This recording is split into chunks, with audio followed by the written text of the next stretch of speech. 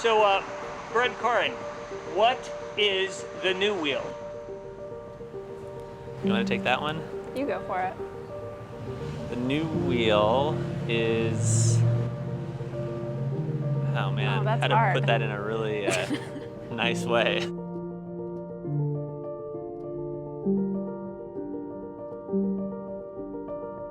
Now that it exists, it is something. At the beginning, it didn't exist and it wasn't something. It wasn't even a dream. It was an interesting idea.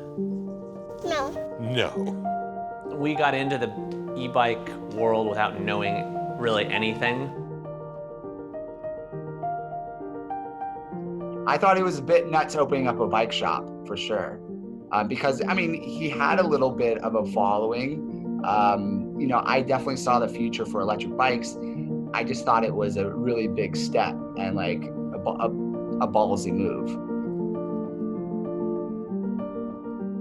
Well, the first time I learned about electric bikes, one of my classmates was an Afghan war vet. His friends in Pittsburgh were building electric bikes. And he showed me some pictures and like a sales sheet on electric bikes. And he's like, what do you think of this? Do you think this would sell to students? And I thought it was like the worst idea ever. And I was like, why would you want to put an electric motor on a bicycle? That's so strange. A little bit of time went by and I was ruminating on it. And I thought, well, maybe this isn't such a bad idea. And so I asked Karin, and she thought it was a really bad idea too. I rode bikes just to get to class. And then I got involved in this, this really early bike share program at Cal. We received a grant and some grant funding initially, and we bought 20 bikes and we put them on campus and we checked them out to students, faculty, and staff. It was all founded by this other student, Justin Wiley, and he went on to do a lot of things, including, help build jump bikes. It was really exciting to see how many people were interested in cycling on campus. 2008, the financial crisis hit, and when I graduated in 2010, it was not the best time for finding a job in other places. And so I kind of looked at my options and I figured that maybe it was better if I tried to come up with a new business myself. I read an article in the New York Times about the e-bike boom happening in Europe. So they were describing like a pedal assist electric bike that was magical and that you would pedal it like a normal bike and it would just amplify your power, and it sounded so compelling. And I thought, well, if this was the way it worked, it's going to be really interesting. And so when I graduated, I was kind of thinking about what to do, and I thought, well, what about selling electric bikes? At that point, I had ridden bicycles, but I hadn't tried an electric bike. But I saw the Trek bikes, and I saw there was a store called Lombardi Sports. They had one sort of in the corner, and it was like half charged.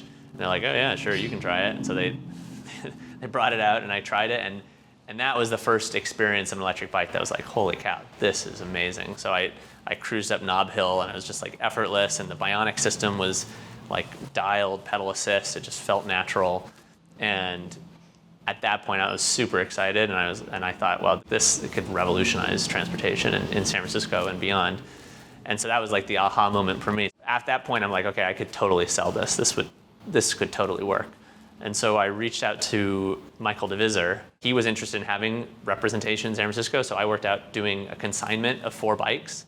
I had no money on the line, trusted that I would pay him back. Some guy, some 22-year-old twerp. The new wheel has evolved, I think, almost unrecognizably in the last 10 years. I mean, it started in our apartment. Brett was running the whole show. It was Brett in a trailer, and it was really simple and really basic. And we had, like, behind my desk, I was still in school, behind my desk was like the extra ohms. We had like 2 or 3 extra ohm bikes. I filed the paperwork, to get an LLC, and then I set like September 1st as our start date, and I created a website from our apartment, and I built a little booking system for booking a test ride. And then the first day, like when September 1st, I had a test ride appointment. I basically took the bike and rode it. I was living in Oakland at the time, so I took the bike, got on BART, went to Embarcadero, rode to Fort Mason, and like met this guy. He did a test ride, and he said, oh, this is pretty nice. And that was it. So I like took my bike back home. And he still is like, I don't know if he's bought a bike from us yet. I think he did. He might have bought a bike from us. We got to look that up. We should look that up. Yeah, but he still comes into the shop all the time. I mean, the first half year or year when Brett come home every night and We'd say to him, "Have you sold a bike?" No. no. And Somebody was interested. and then he did sell one. And then my mom had a Pilates teacher, Scarlett, whose mother bought her an electric bike. Scarlett was my first bike sale. You know, it happened. It seems to me about 6 months. Yeah. And we had a big celebratory dinner and talked about someday, boy, I bet we're going to sell one every week. Didn't you like get kicked out of the park several times? And I like, got kicked out. Well, yeah, I went to Golden Gate Park and set up my table said e-bike test rides, it's like totally illegal. and they kicked me out. Is it on? Yeah. I'm Brett Thurber of the New Wheel, San Francisco, and I am going to transport these bikes after a long ride, or a long test ride day in the Golden Gate Park. I'm going to bring them back to our shop with our nifty trailer system here.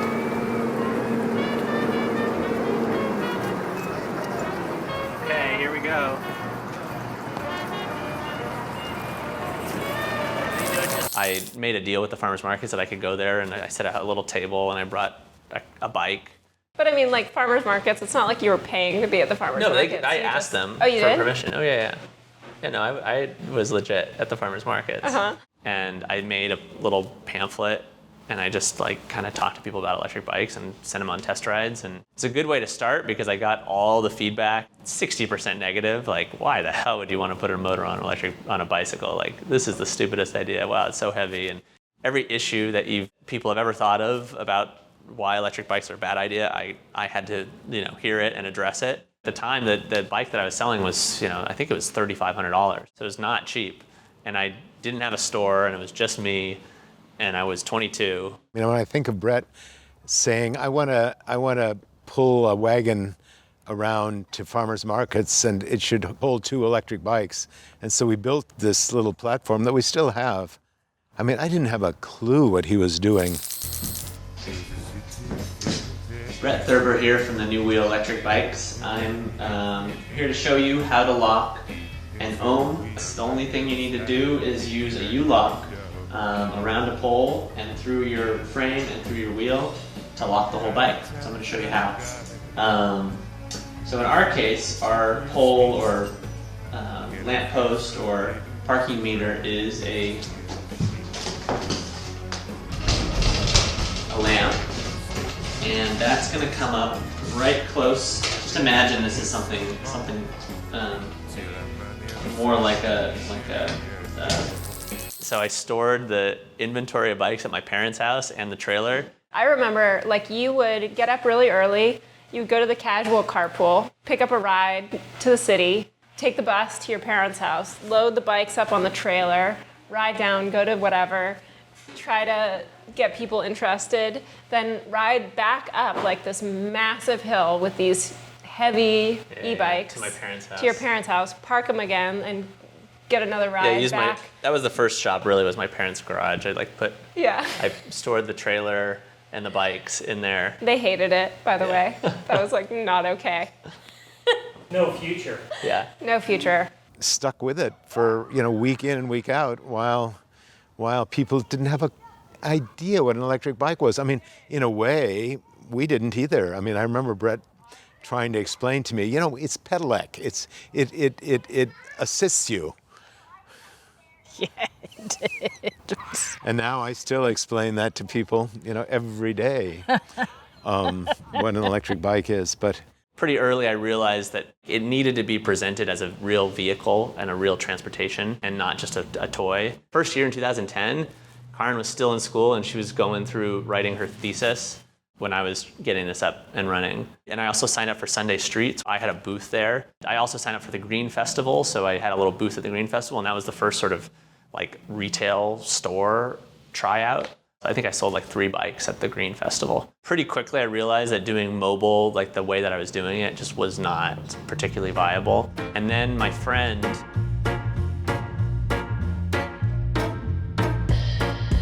Brendan, his brother Dylan, was opening a little storefront in North Beach to do rental bikes. And he had a tour company called Dylan's Tours. And in exchange, I got this little spot in his store to show the electric bikes. He had one sign that said the new wheel, like it was very small. And then he had a stand, which was in a good spot in the bike shop, but it was only one bike. And I believe it was Ohm. He was just so obsessed with learning that one bike perfectly. We made like a redwood pedestal. It was more organized than the rest of the bike shop, his little corner. I think maybe we all learned a little something from that, spend money on good quality stuff that will last, that is nice. He knew nothing about what he was doing until he started, researching it. Everything he was doing was learning. But I think I sold like a bike a month. We had maybe one customer a day if we were on a good day. Oh, it was like amazing if we had a customer come. It was basically, maybe we had like 3 customers or 4 customers a week. Very, very slim pickings. We got written up in Outside Magazine. I don't know how they found us, just our website. And I gave him this amazing tour, and he was really nice. He wrote this amazing story where I was bookended. One secret of ours was we always made it look very professional, even when it was just me. That was a huge deal, Huge. actually, for only one main reason, which is that the managing director of this major design firm read the article. Advertising agency. firm. He read the article, and he was looking for feel-good projects for his staff to work on, because they were mostly, I guess, working on depressing corporate stuff. First, it was just him, and then, I think on the side, behind the scenes, Karin was helping him. It wasn't until they opened up the bike shop together. And then when she got into it, it just felt like a real business. I had in mind to open up an actual store, and they just basically offered free services to do an advertising campaign. And I was like, it was amazing timing because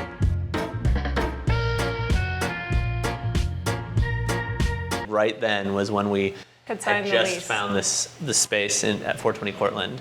The bicycle shop on a hill, which seemed like an outrageous idea at the time. And most people said, why on earth would you put a bicycle shop on a hill? Yeah. So Brett and I found this spot. Oh, you can go. Go ahead. Thank you. Brett and I found this spot, and the landlord leased it to us. We were really stoked. It was a huge deal because we signed this lease on this space that just feels like the biggest. It's a 3-year commitment. We're freaking out. And so we bring my dad to come see it, my parents to come see it. And the first thing my dad says is, oh, this is way too small. And we were like, you are kidding me. So they basically offered up their services to help do a launch open the new wheel here in Bernal. One of the people on that team developed our logo. I mean, we never, ever would have had that logo had we not had this relationship. I designed the first logo. No, but I mean the logo we now use. No, I know. I designed the first logo. Which was super cool. Layered meaning. There have been these strokes Posters. of luck that were just unbelievable.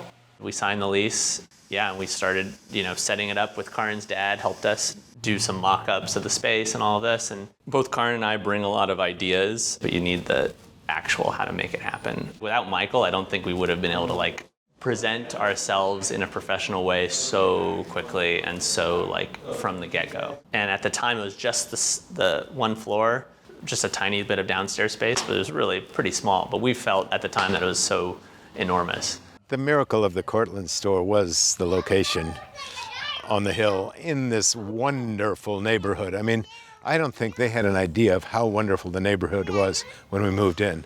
But it is a very friendly neighborhood. I mean, it is a small town in a big city. And we got going, and the lease in December, and we opened in March. And 2 days before we opened, we got married, Karin and I. I mean, we both knew from a very, very, very early on that we were going to be together for a long time. So I think it wasn't that shocking. And I think it's kind of my nature just to not make big deals of things and just kind of go with it. And I'm actually not a very good planner.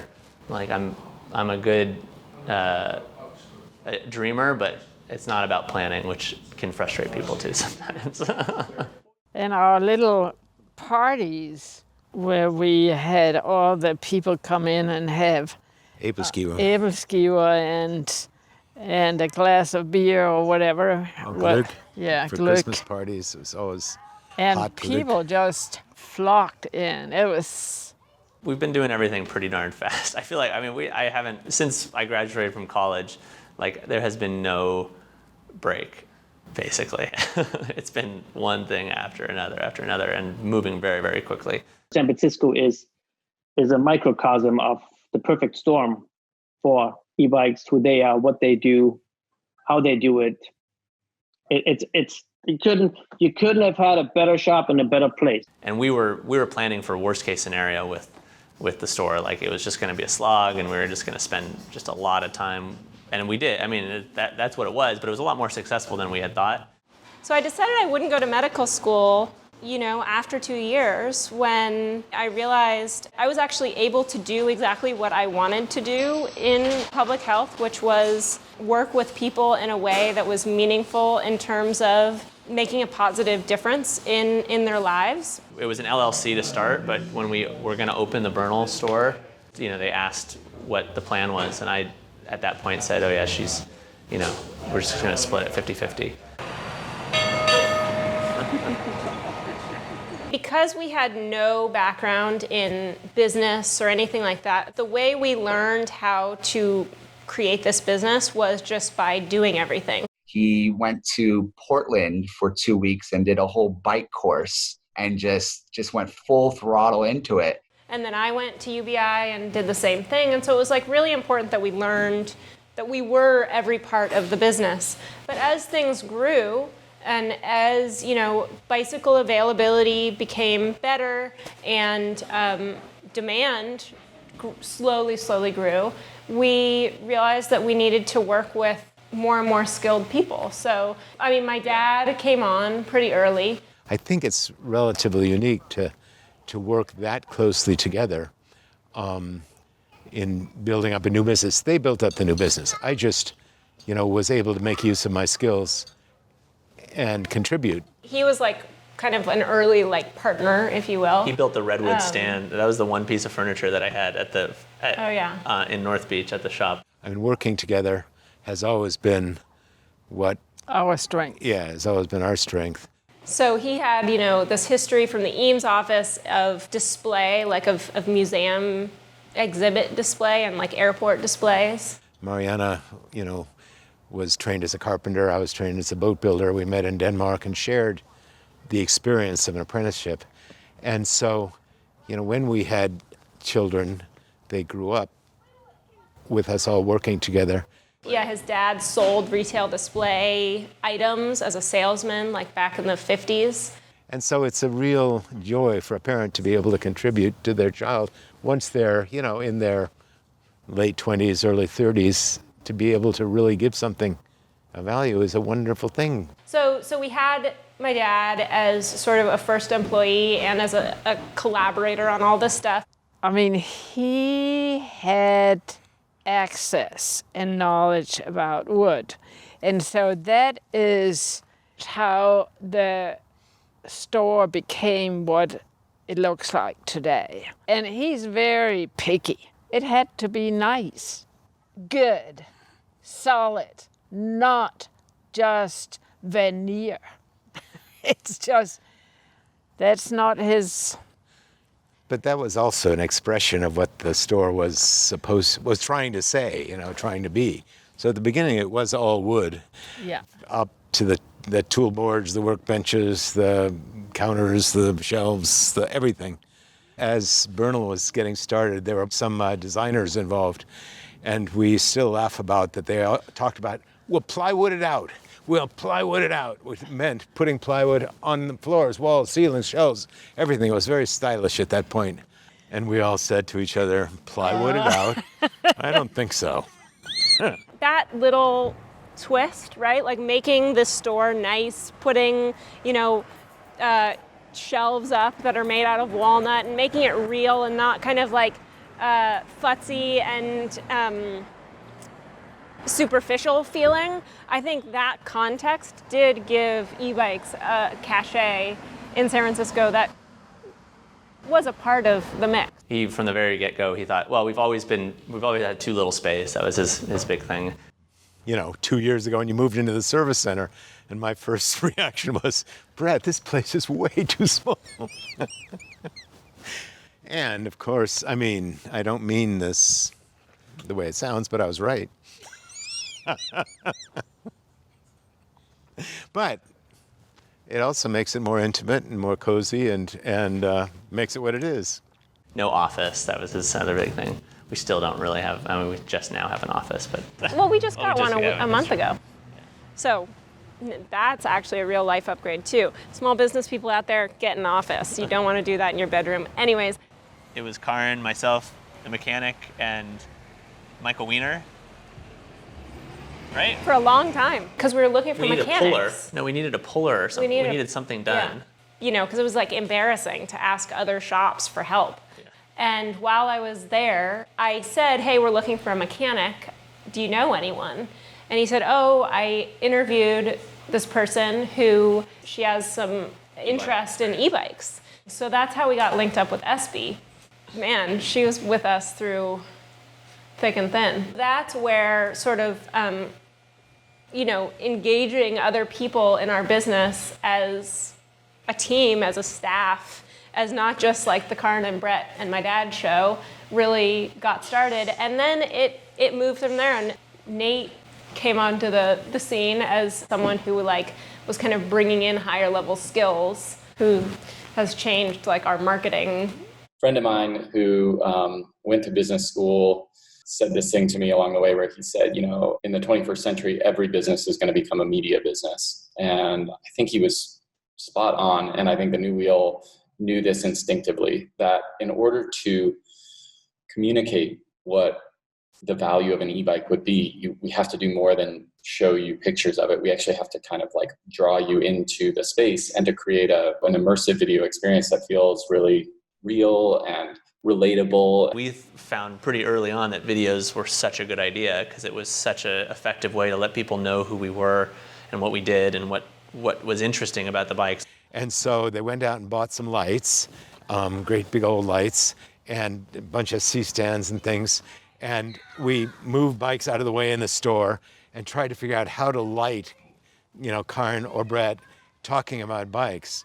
And then I would busily put little bits of tape on the floor so we could put the lights back in the same place, because we would try to shoot these videos in the morning before the store opened because we wanted to not lose any moment of, potential for sales. Remember we did the felt video at 4 a.m.? It was at 1 a.m. It was such hell. Hi, I'm Brett from the New Wheel in San Francisco.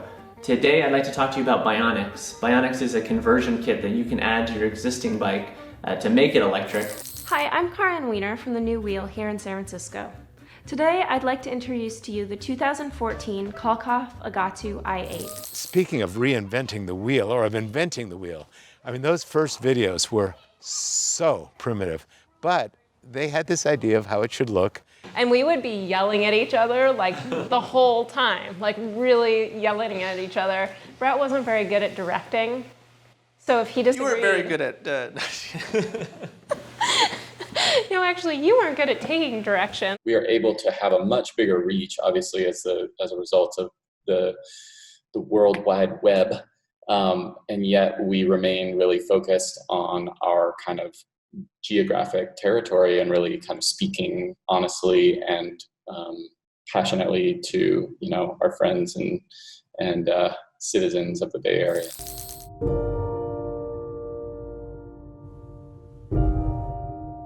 Hi, I'm Karin from the New Wheel, and today I'm talking about making magic with the Bosch motor. As you start to think about electric bicycles, things can feel really confusing. You've got wattage, voltage, amp hours, charger size, saddle width, grips, Newton meters. Newton who? A confession is that my husband and I have watched probably all of the New Wheel videos multiple times. We just find them to be delightful. We love gear and we love learning about the different components and all of the features of the bikes. We also love getting to know the different personalities in the shop. And of course, you can wear whatever you want. You can wear A skirt? Did you wear your skirt?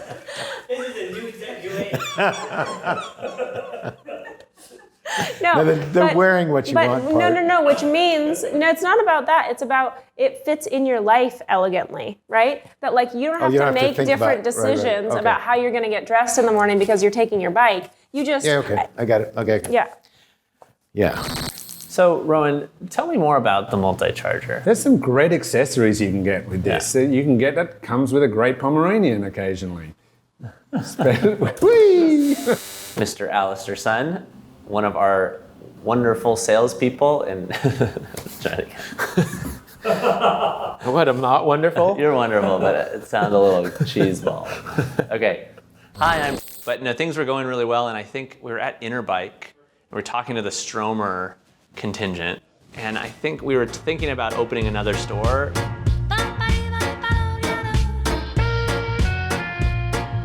But we kind of like committed to it with Stromer. They were super bullish about, e-bikes and growth and all of this stuff. We kind of committed to it, but then we had to do it. There's this place we found. It's far away. It's where there's going to be a train station, there's going to be a ferry terminal, there's bike routes that go literally every direction. There's a freeway that we're competing with head on, and there's going to be the new wheel, too.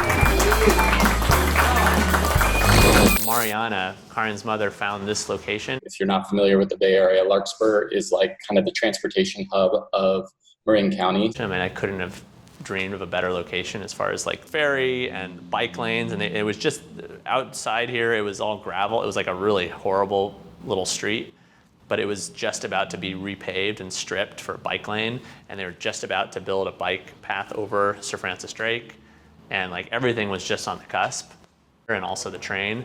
It's just a beautiful spot. And the thing about it that I think is just priceless is it's literally on a bike path that will take you from parts all over Marin County, which is a big sprawling, county in Northern California, and kind of funnels people into this transportation hub. And you literally ride right by the new wheel. It made it very, very interesting. And I took a ride up like Corte Madera Creek and rode back down on the bike lane back to here. And I was like, holy cow, this is perfect. Oh my gosh, like the test rides you can do out of the Larkspur store are so mind-blowingly beautiful. And you get to like try an electric bike in a car-free space. 4.5 years ago when the shop here in Larkspur opened up, I was hired on to be the mechanic at this shop. So at the beginning it was just Brett and myself working, which was really exciting because it was very busy. And so it was a really cool opportunity, starting at an electric bike shop because, before I wouldn't say I had a negative view of e-bikes. I just didn't have a good understanding of what the technology was and what the bikes were and what they were capable of. They really kind of made it clear about what their mission was, and it was more than just, hey, let's just sell bikes and try to profit. And they were more mission-based and more about transportation, and the bike is really a tool to solve a lot of these problems that we're encountering in the world today. And literally, within 6 months of opening that store in 2016, they were, doing almost as much business as they were doing in their store in San Francisco. And we got really great publicity. We ran a really amazing opening party that was.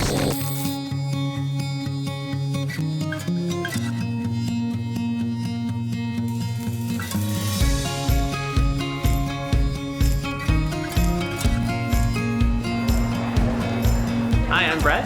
And I'm Karin, and we're here at the New Wheel at our new store in Larkspur Landing. We have a vision for transportation that is human scale and environmentally conscious and empowering. It's really all about the transformation of transportation.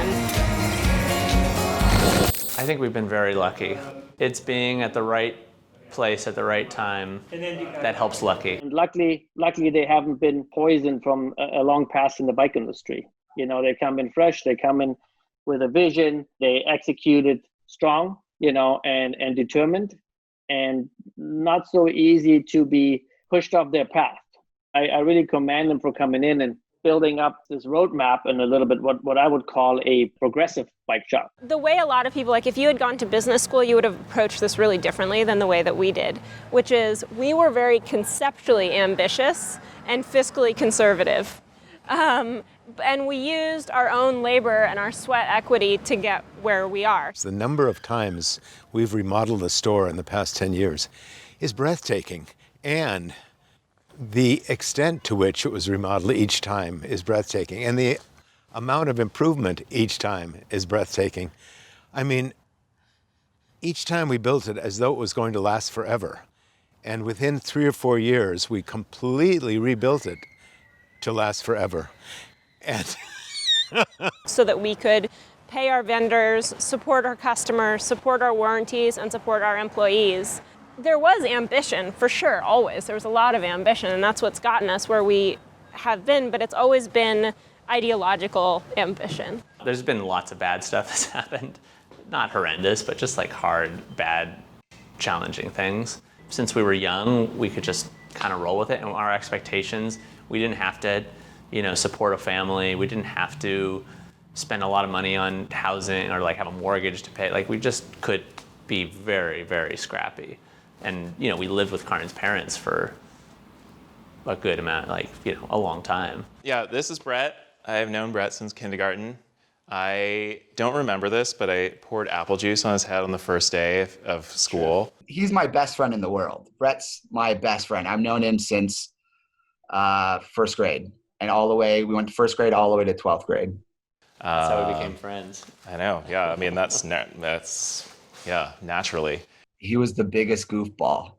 It's hard to believe, he comes off as a dork, but he was very underachieving student.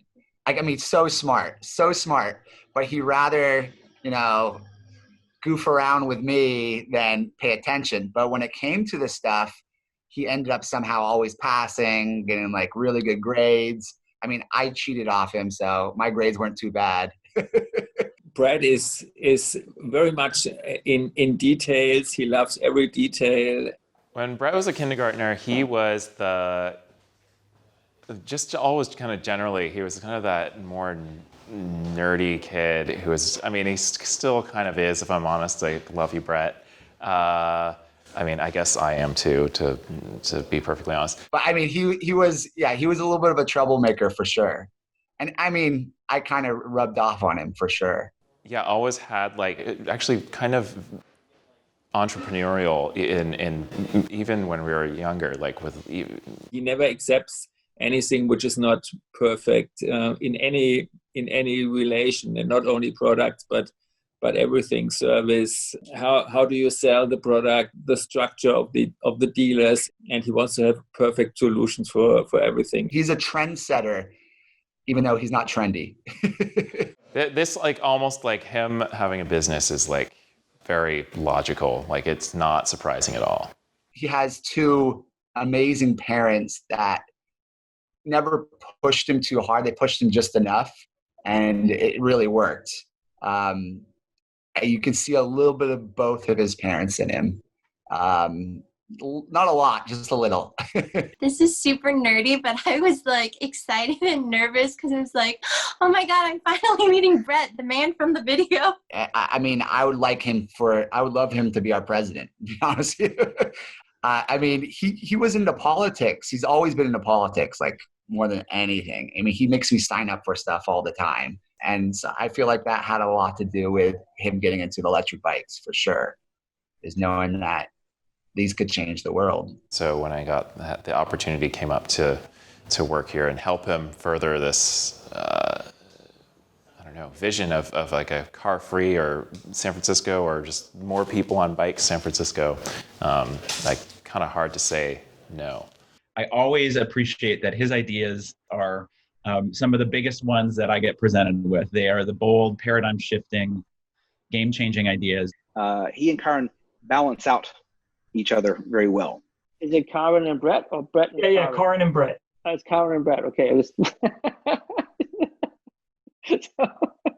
Which it doesn't go. Okay, having always had business partners, it's always a thing. Of course, Brett. He's the guy who started it all, came up with the idea, is very picky with what product he's going to sell. But she's a lot of the engine that keeps that company running. And I feel one day if I'm lucky enough to meet Karen, I will definitely be a nervous Nancy. Judging from my daughter, Ida, who is tough like a pain in the ass, I think it might be in the DNA. Potentially. In a good way, you know. Hey, babe, you want to put your phone away? You know, Karen can be one of those people that has a strong opinion, which is great. That's one of the great things about her. Tomales Bay, where we lived, it looks so peaceful, but it is treacherous. And people come in horrible boats. And Khan would rescue at least 2 or 3 every summer. She's really good at doing things and doing them really well, and she's a perfectionist and she has extremely high standards. She's very detail oriented and very and has a very good engineering mind. She learned to row in this boat. She learned independence. She learned how to be responsible, how to respond to emergencies as they arose. A whole lot of the skills that she applies to the new wheel were learned in here as a pre-teenager. Well, she really looks through the eyes of the consumer. Really good with people, and as far as just like getting to the heart of the matter with people, and that goes for me too. You know, she just knows how to she makes it very hard to have an argument with her. Karen always gives us a lot of detailed feedback about how are the people using the bikes, what do they have for special demands. Yeah, there's certain things you can only learn on a boat. I mean, bicycles are nice, but boats are something else. Especially on Tomales Bay. She's challenging us with a lot of requests in terms of procedures, processes, product-related topics. Our interaction is on a very high level. It's funny because Brett brought me on to be sort of the retail person because he trusted my instinct in terms of hospitality and aesthetic and stuff like that. He's now taken that torch and he does sales and kind of the store side of things. And he does marketing too. I am the operations person. I don't think the company would be where it's at without Karen, without a doubt. We exist in a very male industry, right? There's like a whole bunch of dudes, for the most part, running the bicycle world in America. And I think that part of what I bring on this operational side is this approach that's different, right? Because I'm different. Do you love her to death? Yes. Actually, if I could snap my fingers and change one thing, it would be just being nicer to myself in order to do better work for everybody else. Very thoughtful. She processes a lot. I think we're like the perfect combination. It's all love and affection all the time. Yeah, it's sort of a miracle we're still together. This is all an illusion. Yeah. No, find taxi, locate a taxi that will fit all the shit. Why don't we just move out? No, you don't want to go to the street? They're such a great team. Well, Wait, what was the question again? Are we critical of one another? Critical of one another? Yes. We're Right. critical of everything. Yeah. We wouldn't be doing this if we weren't critical. Yeah. That's the thing. And that's what we've had to learn to live with, right? Is that if we weren't critical people, we wouldn't be trying to do this project. We would be doing like a million other things that are much easier and less. They're legendary to beat up on anybody, right? But I mean, there's people that beat up on you, and then there's people that make you better, right? Tension and critique can create a lot of goodness and a lot of beauty, and asking questions about things and pushing beyond comfort is a really powerful thing to be able to do. And the trick is, how do you do that in a way that makes everybody better, ourselves and whoever we're working with?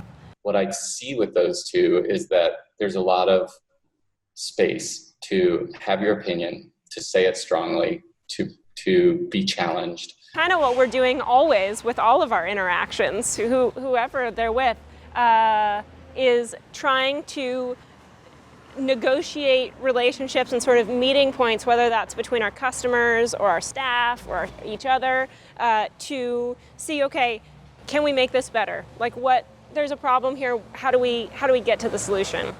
The strength of the connection that they have and that they've built, I think, by running a business together and raising a family, is kind of just like it's like a promising note for the future, which is strong passion for real change. And I think that's what is just kind of refreshing and earnest about kind of the Brett and Karen experience. That's how we work in our company.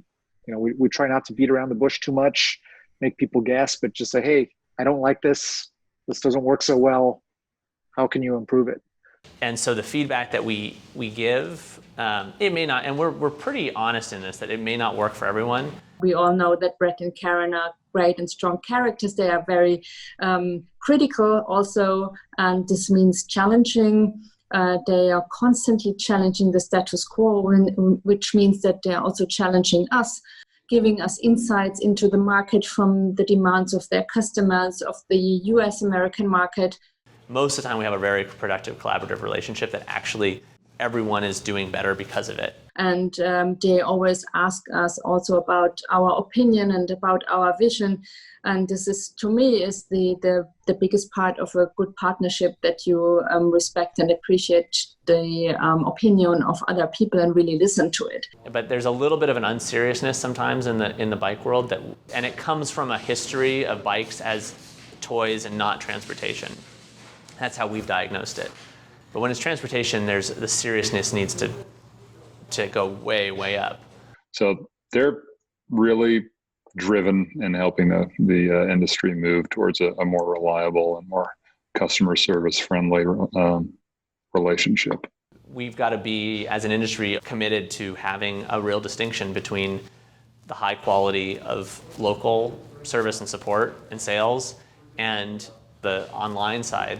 The thing that we have to develop our own parts, which are made then by our suppliers.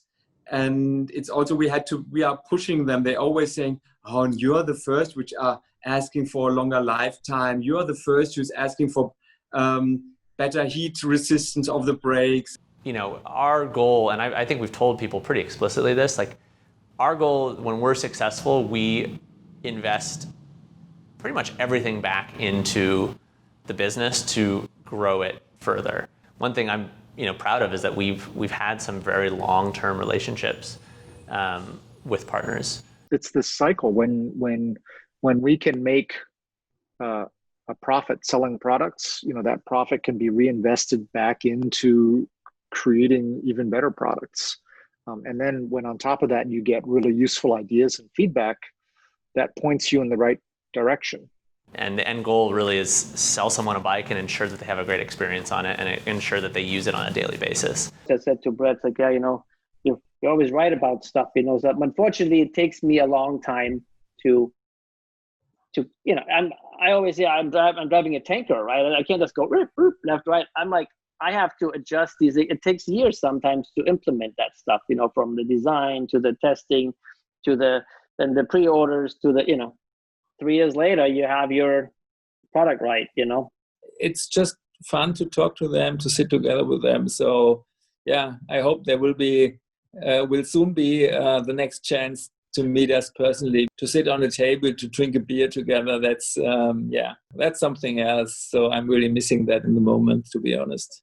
Our role is to continuously be learning and pushing. And right now, I think what we're learning toward and pushing toward is becoming better and better leaders of an organization instead of just doers of everything.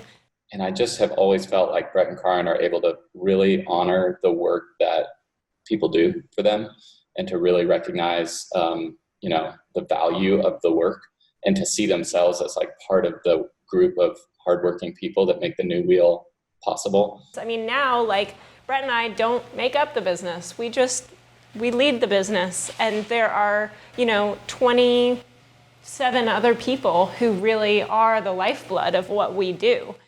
I think we also have the same understanding of how we treat people, because we see the value of the people that work with us. We want to inspire them, but we also want to have it a diverse crowd of people that works with us.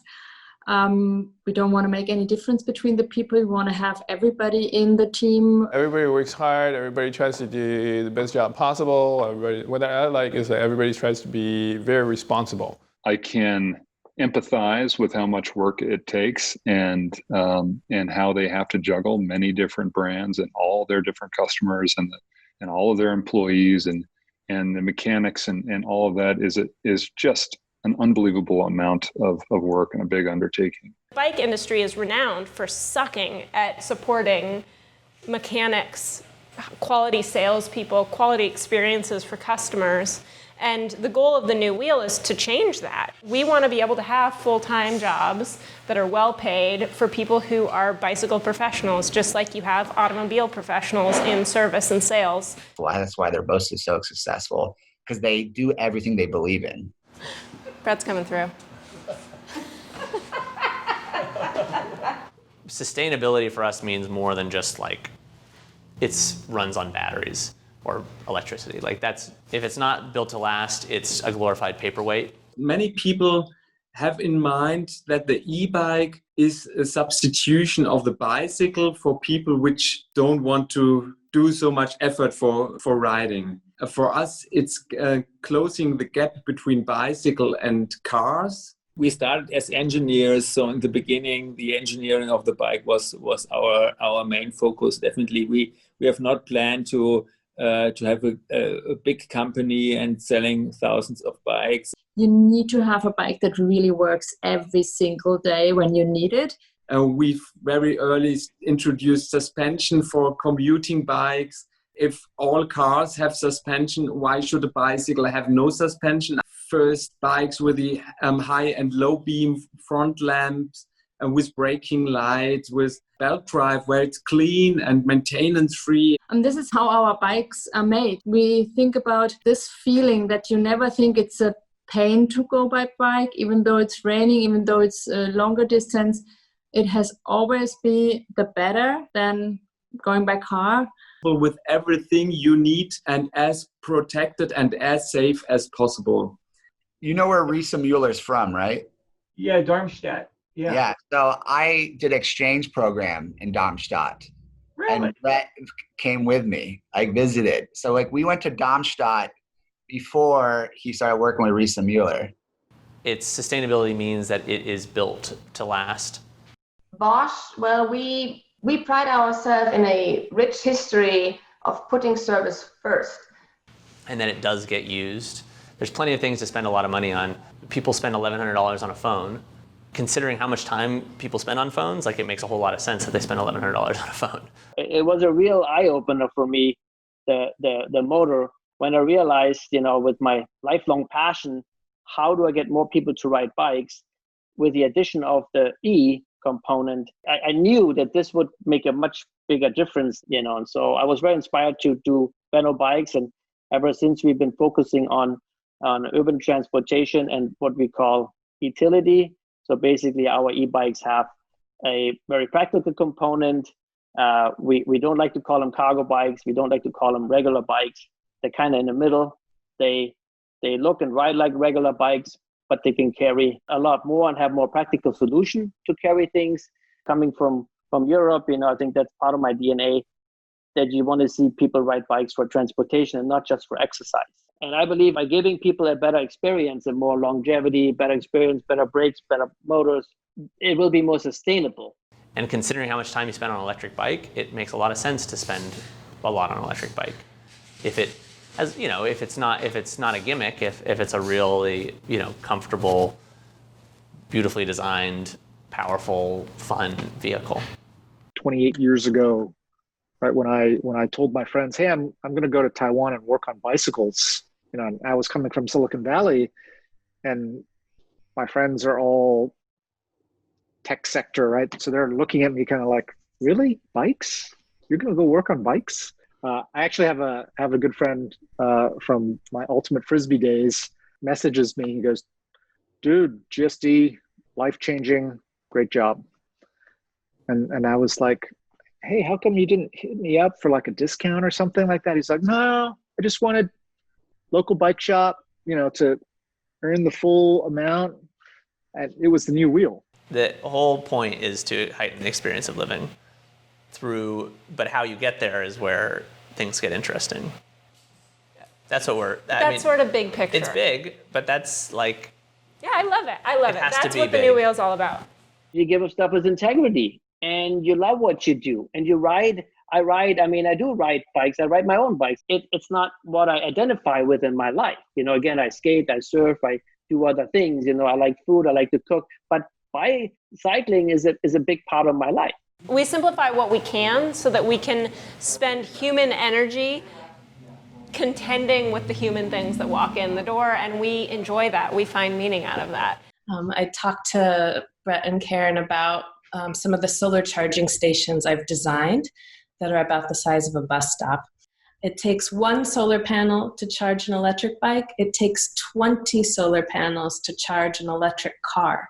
On a whim, we set it up in front of the Bernal Heights New Wheel Bike Shop, and it had outdoor seating and places for people to charge cell phones or electric bikes for free. I was really astounded to learn the stats around the emissions from cars, even electric cars, and then e-bikes, and then non-electric bikes. And really at the end of the day, it seems that in terms of emissions, the e-bike wins. And I think kind of captured the imagination of the founders of the New Wheel about thinking about solar mobility, community resources, placemaking. I don't know, something hit me home when I found out they met as students in Berkeley in Robert Rice's class. I was a graduate of Berkeley. I think on the first day, everyone had to stand up and say a little bit about themselves, and she stood up and she's like, I am from a little town. You may not know where it is. It's called Marshall. She was just very different. Yeah, and When you say yeah, what do you mean? Yeah. Did you ask her I out? think I was definitely interested from the very get-go, and so I just kind of made it my mission to like kind of sit closer to her. I found out that he had a girlfriend when he was in college. And then we struck up a conversation after class, I think. I was really happy he had a girlfriend. Girls liked him. He just wasn't very good at picking up on it all the time. And then I think I invited her to a dance at the Ashkenaz, I was really into Balkans history and Balkans music and stuff like that. By the end of the night, we were hitched. Wow. Yeah. That's great, dancing together. Mm-hmm. Like square dancing style. Yeah, like with a bunch of older line dancing with 50-year-old Berkeley hippies. I think one of our superpowers is that we don't take ourselves too seriously, right? Yeah, you don't. I take myself very seriously. No, you don't. Running a business is like a constant struggle, especially as two people, right? So often I think we think of the kind of one person at the top, and the Brett and Karen special sauce is like, no, there's a marriage at the top of this business, and trying to make decisions in a relational way with one another. No, yeah, we're totally self-deprecating. Yeah. It's key. Key to success is at some point, laugh about it. Very, very important. Negotiable when that is, but at some point one must. It's a huge challenge, and it slows things down, but I think what you end up with is probably a better outcome at the end of the day, because you've got that kind of relationship filter that things are coming through, and the ego honestly gets kind of washed out. There's just not much room for ego in a marriage, right? The ego kind of just gets chewed up. Ideally, both of us are laughing at the same time. Yeah, but often just one of us is laughing, which does, The other side feels a little competitive. And so often I think businesses suffer when the ego becomes the dominating force. So I think there's something kind of interesting about the fact that the New Wheel is one of probably a small number of businesses in their space that are run by a functional married couple. As a person, I've never understood the work-life separation, and I grew up in a culture that wasn't there. There never was any separation there. But I think, I mean, we like to work together. I mean, it's, I guess Brett and Karen also like to work together. We really enjoy it. What makes it maybe different is that we have a third person, that it's not like the two of us. I mean, it's Markus and Heiko, who are the founders of Riesenmüller. We have 2 kids. They are 11 and 12 now. They do nearly professional MTB racing, and they do enduro riding and everything around bicycle, BMX, trial, everything.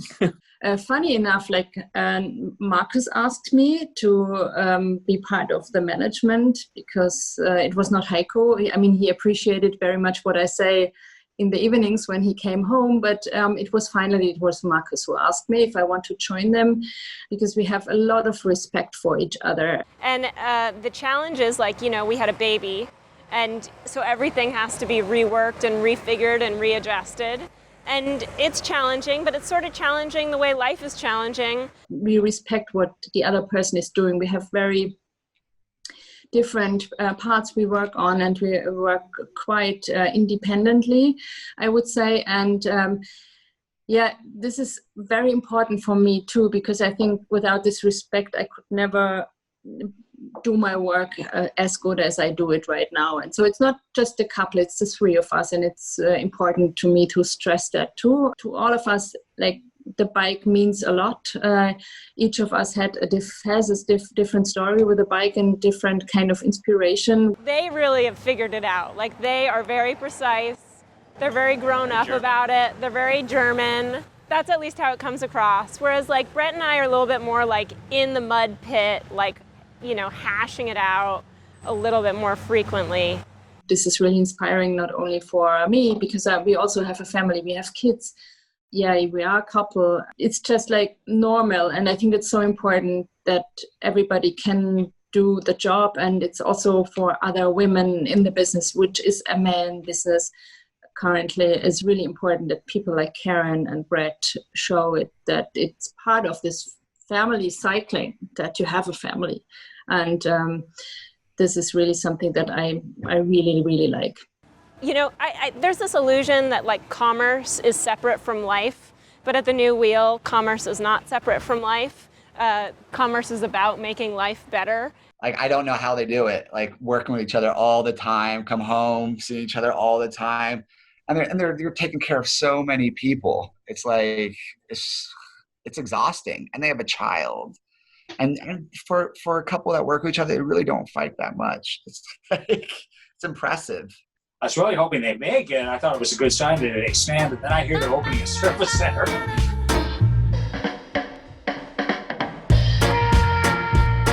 So I'm down here in the service center where most of our technical service professionals work. We were looking at expansion, and we're trying to figure out the best model for that.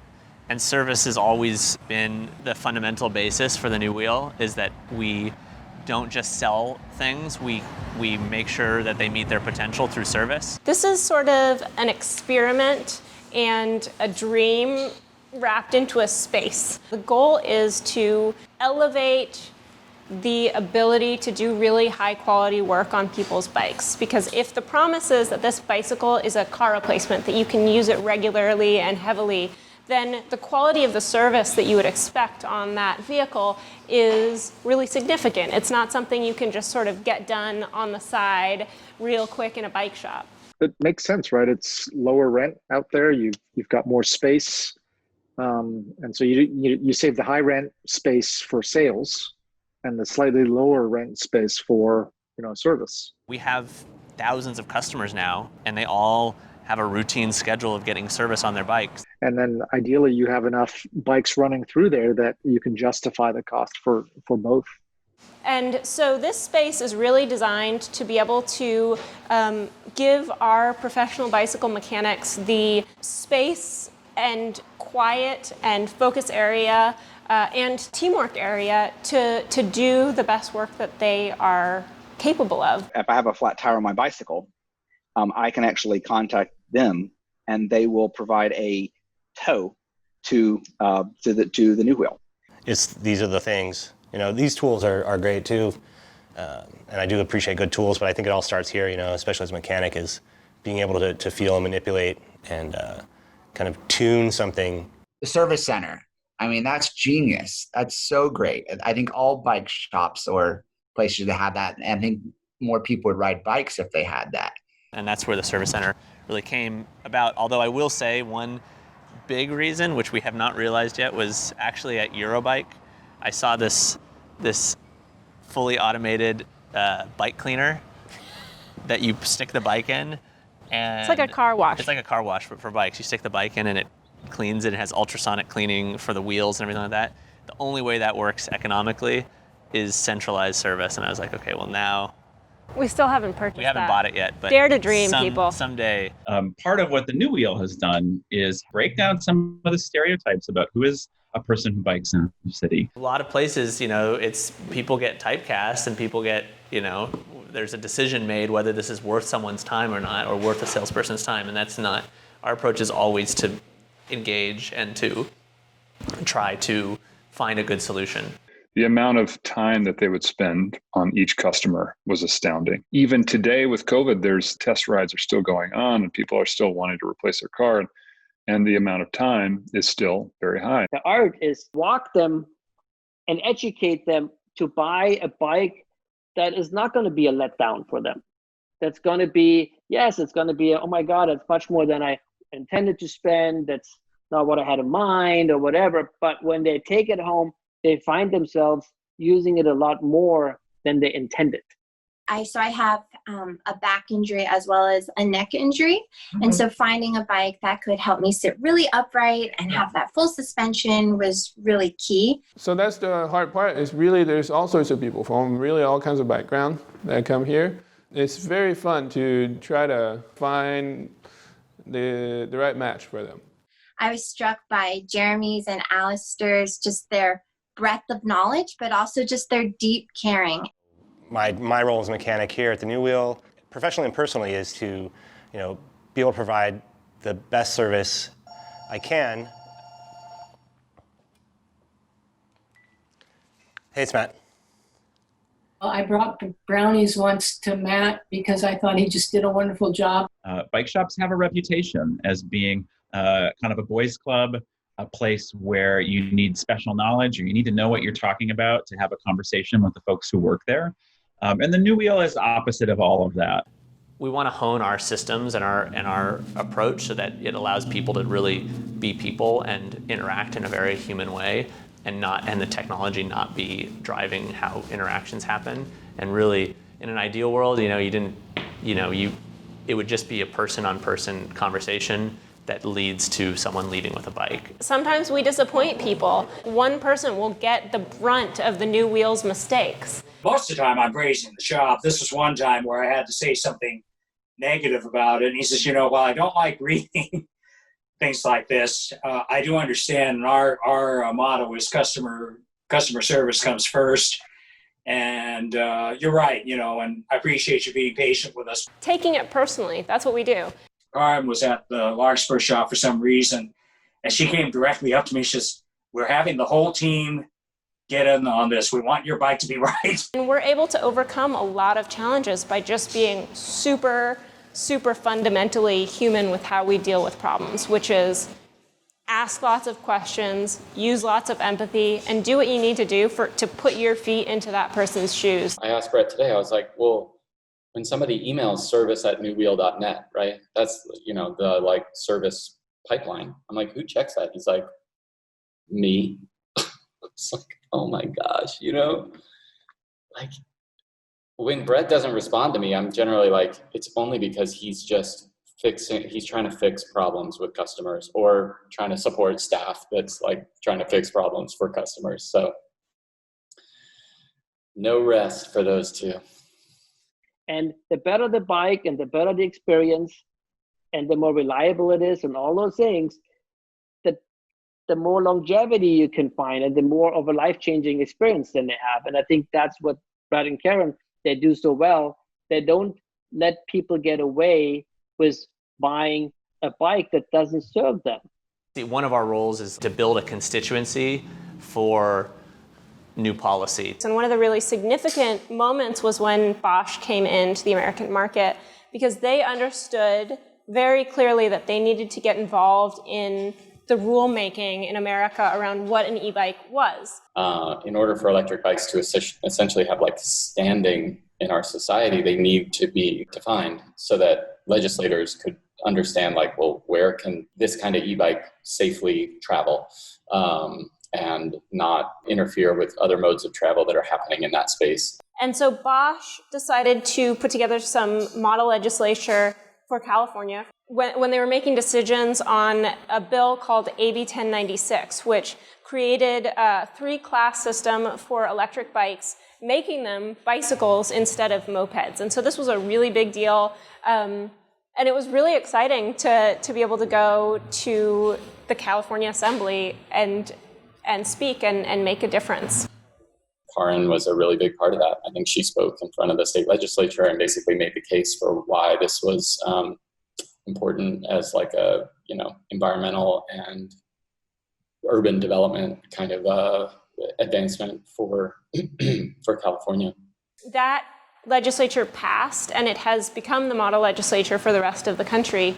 So it's very exciting to be in these places, in these moments where I feel like we're really making a difference for how bicycles are understood on a national scale. If cities rethink their infrastructure, then e-bikes will play an more important role. We had the opportunity to ride with the mayor on Bike to Work Day. She gave us a pretty amazing call out just in terms of being a San Francisco business and e-bikes being part of the solution to make San Francisco a wonderful place. They support MCBC, of course, which helps us advocate for better infrastructure and the use of e-bikes. I really feel that it's important that what we do every day is this part of the process, and that pushing every day to be representatives of a future that we all want to see is what we do well. One of, I think, the biggest accomplishments that we have achieved together at the New Wheel is the creation of this event called Super Bicycle. It's a 2-day festival that happens in Marin County, and the vision for the event was to create like an electric bike festival. There was like music and food and local politicians, and nearly 1,000 people came to the first Super Bicycle, and we decided to do it again the next year, and we nearly doubled that number. And in the bike industry, bike events are just really aimed at enthusiasts, and they're aimed at men, and they're aimed at racing and competition. And we just decided to like take that whole paradigm, flip it on its head, and say, no, this is really an inviting event that's really aimed at like families and regular people and older riders and young people who don't want to drive a car when they turn 16. Like it was like aimed at all the pockets that are just left out by typical bike industry marketing. Of course, Superbike being invited up to Larkspur. The food was part of it. I think they had soft serve ice cream. I think if that's wrong, you can edit it out. After my trip to see the Super Bicycle, I went to Germany, and every dealer I met, basically, I told, you gotta do something like they did, because it was so great and it was such a new format. It's not like just test biking, it's involving politicians. It's like celebrating the bike, it's celebrating the family. Every dealer, I said, do that in your city, do it in your shop. We do it together from not only Germany. I told this to Danish dealers, and you see the power, what it brings out. It's just great. Even before COVID, we were a community and a planet in crisis, facing enormous challenges when it comes to the the future of our climate and our ability to live and be successful and happy in our cities and our communities. You know, these are troubling times, but honestly, I mean, since my 4th day of high school, which was, 9/11, times have been troubling. I wrote like a revenue projection that was like dire. The day the shutdown happened, Brett and I looked at each other and we read the rules about what was considered essential business and what wasn't. And bicycle shops were not considered essential business at the time. I slashed everything down to like bare bones. Like, what would happen if this happened? And like, that would be pretty bad. Yeah. And we decided that's ridiculous. That's crazy. We have customers who work in hospitals who ride their bikes there every day. We have customers who, work for the sanitation department and are nannies for doctors and all this stuff. And so how is this not essential service? But we did what we always do, which is just we got to work and nose down, reconfiguring everything. And so we kept our service center open and we kept our delivery van driving to people's houses to do distanced pickups and deliveries. Then a couple weeks later, it was decided that bicycle shops service was considered essential. We are very fortunate on that count. Our business is stronger now than it was before the pandemic. I think we're more organized, we're more focused. We're really excited because we see so many countries and so many cities around the world investing in cycling infrastructure, because they realize that, look, we can't add more cars to our roads. And with coronavirus, unfortunately, mass or public transport, you can't pack people in. Riding a bike is better than going by public transportation. There's another dimension that came all of a sudden with COVID-19. But there are cities and countries that are, Copenhagen, Amsterdam, Rotterdam. They've already got 20 to 30% of trips by bicycle already. So we know exactly how they did it. We know what we have to do to get there. There are some cities that have made incredible transformations over the last 4 months. One city in particular is Paris. It's an incredible shift that's happening right now. The pandemic actually at the moment is accelerating this process because city leaders coast to coast, they have been decisively reallocating street spaces to encourage people to bike and to walk. Thousands of miles of new bike lanes and paths and trails are being built in cities and on public lands in the US. Cities are for people. They are constructed by human experience. And I think that what's really exciting that the New Wheel has done is we have helped transform a lot of people's experience of a place like San Francisco. We see increasing gender parity on our streets. We see families biking with children. Some of that, though, is around the tools we have access to, and that's where e-bikes come in. 5 years ago, even when I rode to work, I would get really lucky if I passed a New Wheeler or even an e-biker on the street. And now it's literally impossible to ride anywhere without seeing an electric bike, without seeing a bike from the New Wheel. And that really indicates that we are transforming the lived experience of what it means to be in this place. And I'm hoping that within the next 10 years, we'll start to see bikes everywhere, bicycle infrastructure so we can be independent from cars all over the Bay Area. And hopefully we'll see maybe a couple more New Wheel shops. Like we have ideas around, what the 10-year plan is and all of this. I think the main thing is that, our focus is really being a local shop. We're not Luddites, we like technology, but the internet doesn't fix your bike. And you need people on the ground to really help make the potential of these bikes, meet their potential. And I don't see that changing anytime soon. I mean, I know that growth is really difficult, and I know how it's almost frighteningly difficult. And if they manage to keep their hands on what they're doing and not let it get away from them, I'd be thrilled. And if we are able to be a part of it, that'd be fun. It'll be wonderful. It's a very selfish wish for them, but Poor kids. The next 10 years of the new wheel, like really the goal is to like set up an organization where both Brett and I are bringing our A game and able to contribute the things that we contribute, because they are completely different. Game. Oh, A+. Oh, yeah. Not A. We're already doing A. A+. Yeah. Really? Yeah. I feel like we're like more B minus. Just the difference between Karin and I. I feel like we're doing an A. Brett only operates an A to A+. When Karin was, I don't know, 5 or 6 or something, we wanted to get our tricycles. 7 or 8. 2? I don't know. 2 or 3. Okay. Maria and I looked all over because then, as now, most kids' bikes are really insultingly awful. If I think back in 2010, where we were with the e-bike, it was very little, and people thought of Riese Müller as some crazy company. Why focusing on e-bikes? But if you see it now, and if you see it from 10 years from now, I think there will be many concepts that are based on e-bikes, and probably also the car industry will downsize and go even more into like e-biking. We will upgrade as the e-bike business. They will downsize. And we found this wonderful Swedish tricycle that we bought for Karin, and she rode it, and then her sister Sarah rode it, and then we lent it to a friend who had children, and they rode it, and then a couple of years ago we got it back and cleaned it up a little and restored it, and now Ida's riding it.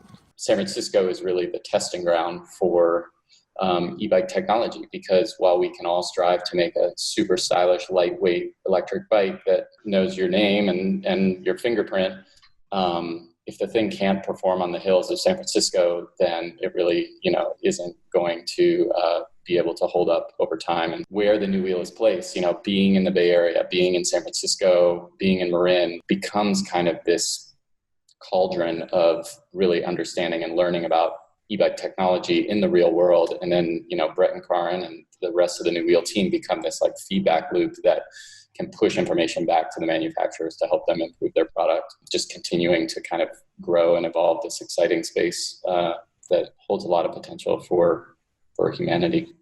When are we going in the boat? We're going in the boat as soon as I do the same thing to the boat as we did to the tricycle. What? Fix it up a little bit.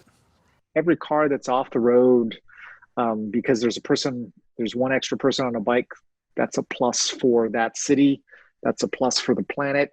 It's a plus for that person. Another flower, a flower from Momo. Whoa.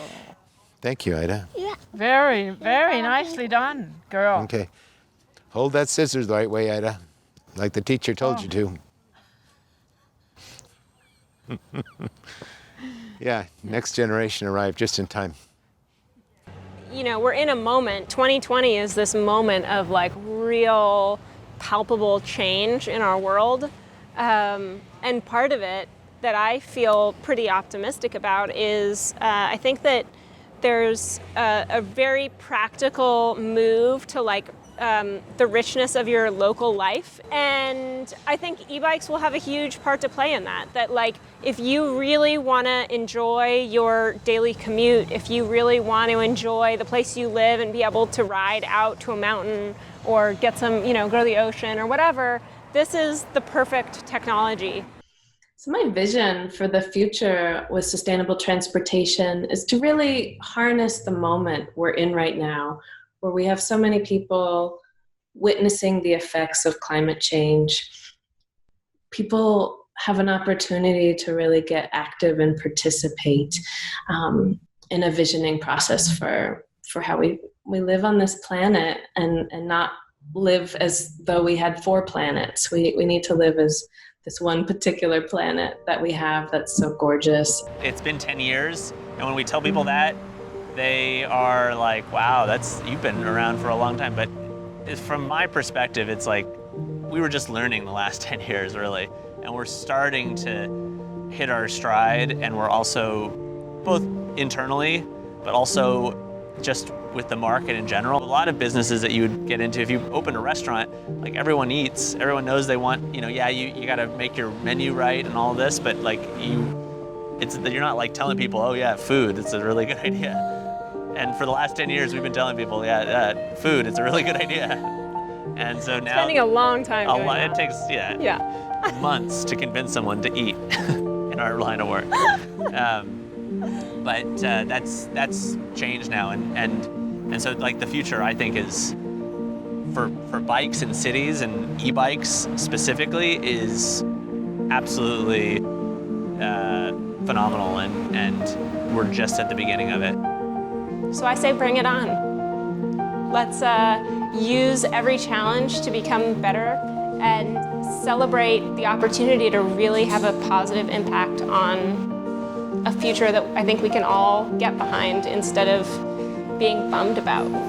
This is, after all, it really is the optimistic bike shop, and through thick and thin, we get to live that every day with all of the people that make us who we are. And we'll ride, ride, ride, ride, ride. Ride, ride, ride, ride, ride, ride, ride, ride, ride, ride, ride, ride, ride, ride, ride, ride, ride, ride, ride, ride.